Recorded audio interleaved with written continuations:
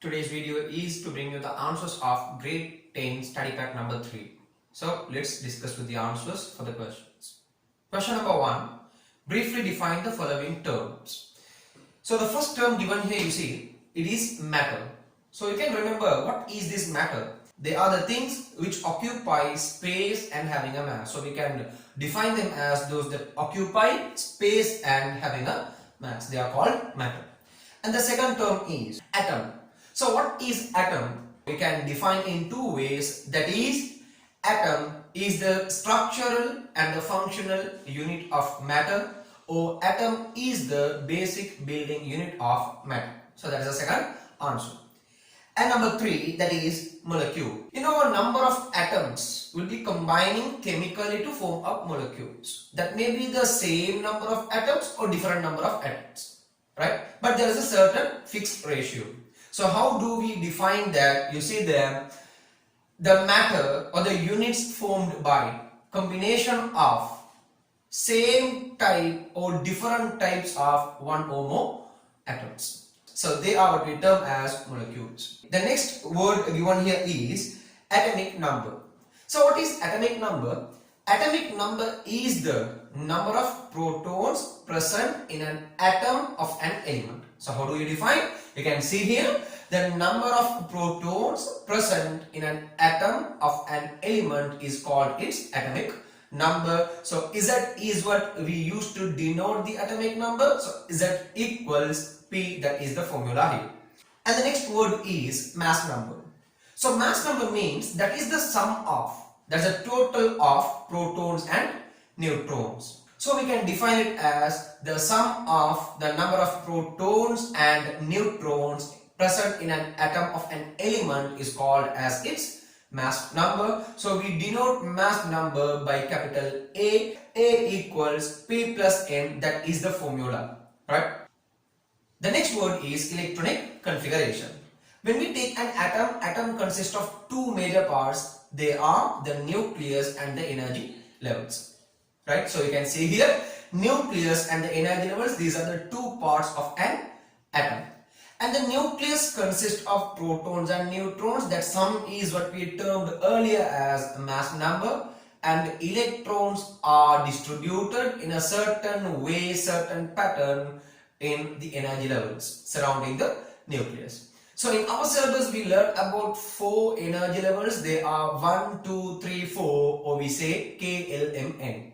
And the maximum number of electrons that could be filled in K, L, M, N are respectively 2, 8, 18, 32. But again, according to our syllabus, we take it as 2, 8, 8, 8 because only 20 elements we learn.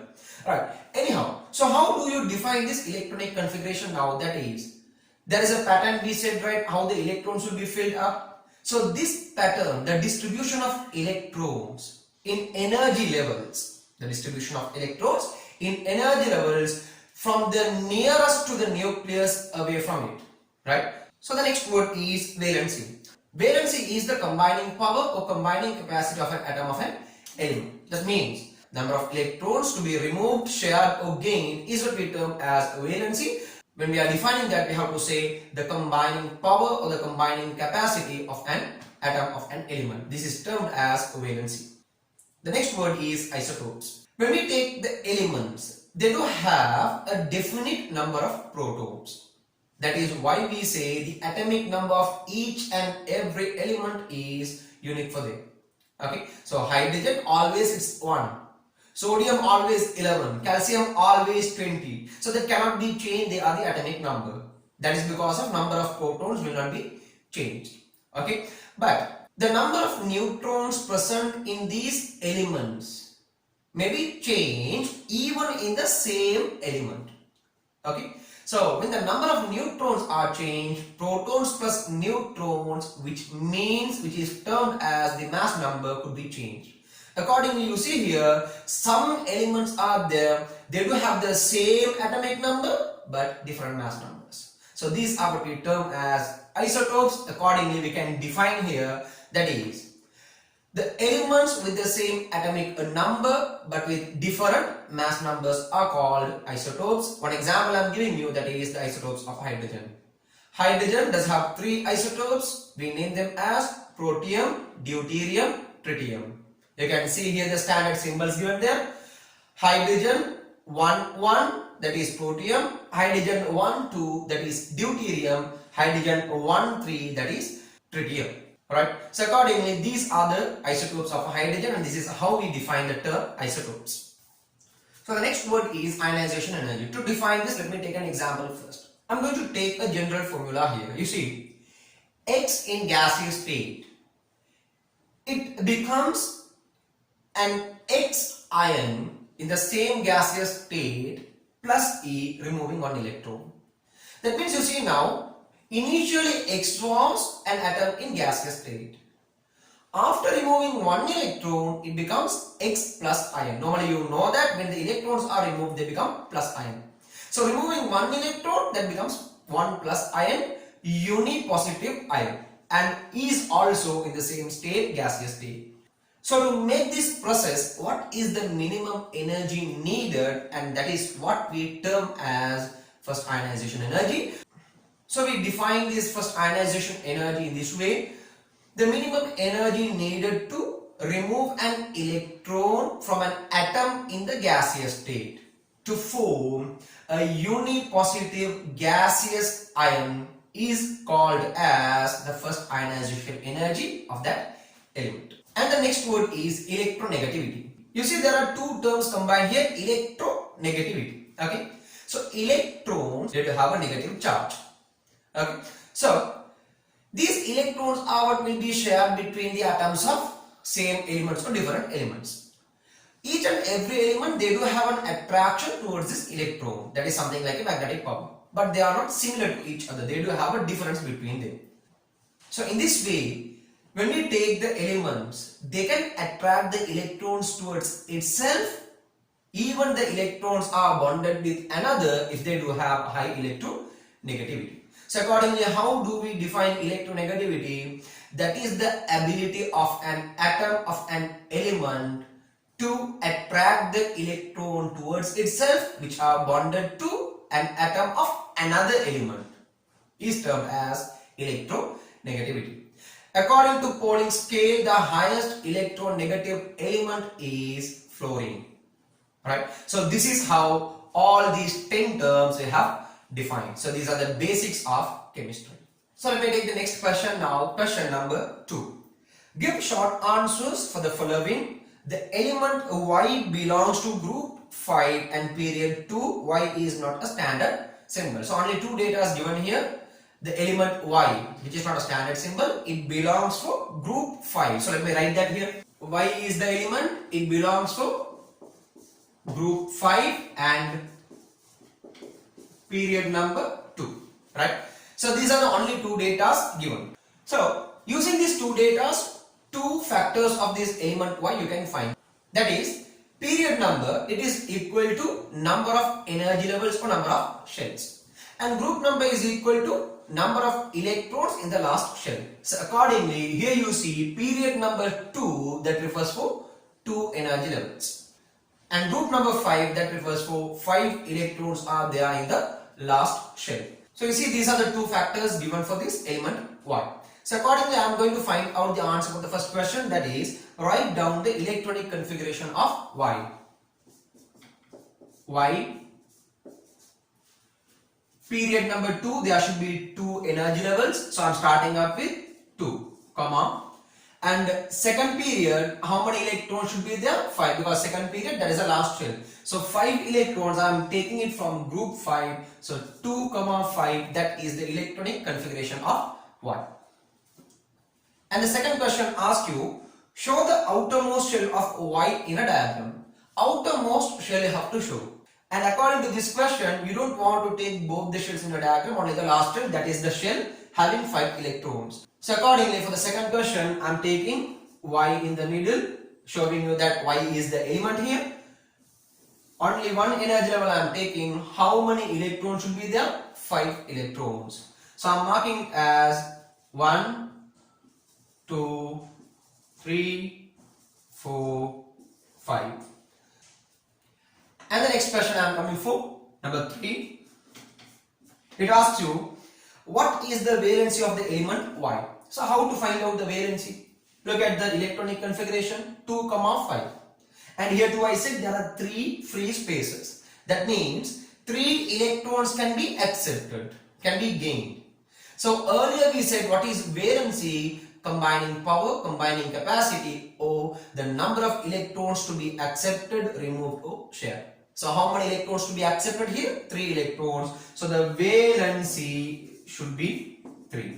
And if you want to write the ionic number, you have to mention as whether it is plus or minus. That depends on either removing or gaining. If the electrons are removed, that becomes plus. If the electrons are gained, that becomes minus. And here it is gaining electron, that should be minus 3 ionic number. So the next question it asks you, find the atomic number of Y. How to find out the atomic number? We said atomic number means number of protons, right? And also you know that in neutral atom protons are equal to electrons. So then there should be a way to get the total number of electrons, that is this electronic configuration. You see, electronic configuration gives you the total number of electrons too. So 2 plus 5 means 7. Number of electrons 7 means proton should be also 7. Proton 7 means atomic number should be 7. So I can write it like this. E equals P equals 7. Hence Z equals 7. So atomic number should be equal to 7. And the next question asks you, thereby find the real name and the symbol of Y. So atomic number 7 means that should be the 7th element in periodic table. That is hydrogen, helium, lithium, beryllium, boron, carbon, and nitrogen. Nitrogen is the 7th element in the periodic table. According to the question, asks you to write the name and the symbol. Name, it's nitrogen, and the symbol is capital N. So the next question asks you, state any 2 uses of element Y. We found that Y refers for nitrogen. So what are the uses of nitrogen? So before coming for the uses of nitrogen, there is a certain factor about nitrogen you should know. That is, nitrogen is an element having a very lower reactivity. So because of that, it could be used in several occasions. You can see they are here. Alright. It can be used as a blanketing gas too, and also it could be used as an environment. That means nitrogen filled environment during electric circuit processes and all. Okay, and furthermore some more examples given here. Any of these you can write as the uses of nitrogen. So the next question asks you, write down the chemical formula of the compound formed by the combination of magnesium with Y using its real symbol. Magnesium, you know, that is a cation, a positive ion, and Y, which we termed as nitrogen, is an anion, negative ion. So when we are writing the chemical formulas, always we have to write cation first and then anion. Accordingly, magnesium I am writing first. Magnesium is 2 plus, and nitrogen it is 3 minus. Exchanging the valencies, Mg, this 3 we take down, and nitrogen 2 we take down. No simplifications, straightly I am taking the answer Mg3N2. How do we name these? Magnesium nitride. So this is the chemical formula of the compound formed between magnesium and nitrogen, magnesium nitride. So now we are coming for question number 3, that is, force can be simply defined as a pull or push. You know that force is either a pull or a push. Pull means towards yourself you apply a force, push means away from yourself you apply a force. So accordingly, direction matters when you apply the force. Alright, so the first part of this question asks you, give 2 effects of applying a force on an object. Actually there are 5 effects. You can see here, the effects are, by applying a force, an object at rest can be moved, and by applying a force, an object in motion can be stopped. And also, by applying a force, the speed of an object could be changed, either it could be increased or decreased. If you apply the force in the same direction of motion, speed will be increased. If it is in the opposite direction of motion, speed will be decreased. And the next one, by applying a force, the direction of the motion could be changed too. And one more, by applying a force, the shape of an object could be changed. So these are the effects of force. So question number 2, that is, according to the Newton's second law of motion, what is the relationship between A, acceleration and force, B, acceleration and mass? So can you remember what is the second law of Newton says? That is, you'll see here, The acceleration of an object is directly proportional for the unbalanced force acting on it, while it is inversely proportional for its mass. So accordingly, two proportions given, that is what you are writing as the answer. So we write there A, acceleration and force, that should be acceleration is directly proportional to force. And B, acceleration and mass, acceleration is inversely proportional to mass. So question number 3. Using the formula derived from Newton's second law, find the following. So what is the formula we have derived from the second law of Newton? That is F equals mass into acceleration. Force equal mass into acceleration, and that is measured in Newton. So accordingly, what is the question here? You see there, find the force acting on a body of 500 grams if its acceleration is 5 ms minus 2. Right? So how do we find out? F is equal to ma. This is the equation. What you want to find here is force. And the mass is given in grams, 500 grams. You can't apply that in grams, you have to convert it into kilograms. Accordingly, 500 dividing by 1000 kilograms into what is the acceleration? It's 5 ms minus 2. Right. So how do we get the answer? 500 dividing by 1000, 0.5. 0.5 into 5, it's 2.5 newtons. So the answer should be 2.5 newtons. And the next question is, find the acceleration when a force of 25 newton is applied on an object of 2500 grams. So we have to find out the acceleration here. Okay, so the force is given 25 newton and the mass is given 2500 grams. Again, grams, you have to convert it into kilograms. So once again we apply F equals m into a. You want to find out the acceleration. Okay, so A equals F over m. The force is given as 25 newton dividing by the mass is 2500 grams. So let me write in this way, 2500 dividing by 1000, and that is kilograms. Okay, so 25 newton dividing by 2500 dividing by 1000 means it's 2.5 kg. 2.5 kilograms. 25 newton dividing by 2.5, the answer is 10, and acceleration ms minus 2. So this is our answer. And the next question is, find the mass of the body which accelerates at 10 ms minus 2 due to the unbalanced force of 32 newton. So F equals m into a. You want to find out the mass. Mass equals F over a. Force is given 32 newton dividing by acceleration is 10 ms minus 2. So accordingly, 32 dividing by 10, it should be 3.2, and mass, it should be kilograms. So next we are coming for question number 4, that is, when a force is applied on a body at rest with a mass of 5 kilograms, it accelerates up to 30 ms minus 1 within 6 seconds. What is the force applied on the body? You see, now the acceleration is not given, you have to find it out. To find out, they have given two velocities with time. So let me apply. F is equal to m into a. Okay, but a equals v minus u dividing by t, right? Final velocity minus initial velocity dividing by the time taken. Accordingly, hence I write it as F is equal to m into, at the place of a I am writing it v minus u dividing by t. So let me substitute the data. So the mass is given as 5 kilograms, okay, into final velocity is 30 minus 0 initial velocity because it's starting from rest, dividing by what is the time taken, 6 seconds. That is 30 dividing by 6 is 5, 5 into 5, 25, and force should be in Newton. 25 Newton is our answer. And question number 4, that is, friction is the resistive force which retards the motion of an object. You can remember that when you are up to apply a force to move an object, always there will be a force against the motion in the opposite direction. And if it is between two contacting surfaces, that is what we term as the frictional forces. Frictional force, there are three types. They are static frictional force, limiting frictional force, and dynamic frictional force. Static frictional force is the frictional force applied on an object at rest. Limited frictional force, that is the frictional force acting on an object which is just begin to move on. That means that is the maximum friction that could be applied.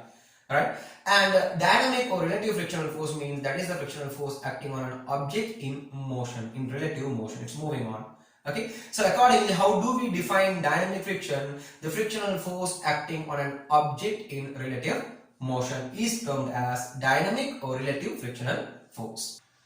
So the next question is, an object is placed on a surface which can apply a 20 Newton maximum friction on it. When a force is applied, it moves along the surface with 20 Newton. What is the friction applied on the object? So let me have a small diagram for this. That is, this object is placed over a surface. So the maximum friction will be taken in this direction, that is 20 Newton is the frictional force. And what you want to do, you want to move it. That is, you have to apply a force in the opposite direction. It says you that after you have applied this force, this object will be moving along the surface in that direction with a force of 20 Newton. So the question is, what is the force you applied? The friction applies in between the contacting surfaces, and then the force applied in the opposite direction. When you apply the force, friction will also increase. After a maximum level of that friction, now both of these factors becomes unbalanced. By that unbalanced additional force, object starts moving, and that is the unbalanced force. So to find out this unbalanced force, there is an equation. What is the equation? It's given here, you can see. Unbalanced force is equal to force applied minus frictional force. So the force applied should be equal to unbalanced force plus frictional force. That is 20 Newton plus 20 Newton equals 40 Newton. That is the force applied on this object. So that is our answer here. So the next question is, mention two disadvantages of high frictional forces. When the frictional force has been increased, the collisions between the contacting surfaces will also be increased. Because of this, the contacting surfaces may be wearing off quickly. That the surfaces may be quickly damaged. And also there will be an energy loss as a heat or sound. And that is why in certain machineries, tools and all, for a long time period when we are using that, without balancing with, without handling up with the friction, that will be giving you a high noise. That is because of that the energy is lost as sound. Accordingly, energy loss is a disadvantage, and also sound pollution is also a disadvantage, and the materials, the surfaces will be expiring, will be damaging quickly. So these are the disadvantages of frictional forces. And the next question we are coming for, give any three methods of decreasing the friction. Before giving answers for this, let me remind you the factors affecting the frictional force. There are two factors affecting the frictional force. They are the perpendicular reaction force or the normal reaction, and the nature of the contacting surface. When the perpendicular force is increased, the normal reaction is increased, friction will be increased. And nature of the contacting surface, when the roughness is increased, friction will be increased. And that is why smooth and rough surfaces, you compare, rough surfaces will be having a high friction. So accordingly, to decrease the friction, what we can do, we have to make the surfaces smooth. How to do that? We can apply lubricants, oil, grease, talcum powder, like even in the carom boards we are applying that. Okay, by applying these stuffs, we can make the surfaces smooth, so we can reduce the friction. And also polishing the surfaces will also decrease the frictional force. And keeping something like, some soft surfaces, smooth bearings you are keeping in between the contacting surfaces, something like ball bearing, roller bearing. So this will be also reducing the friction. And also you decrease the perpendicular force of an object by reducing the mass on that object surface. So accordingly, we have completely discussed with our study pack number 3 answers 2. So we hope that you have understood very well about the answers for the questions in grade 10 study pack number 3. To get notified about our next videos, subscribe to our YouTube channel Science with Anas Mohideen.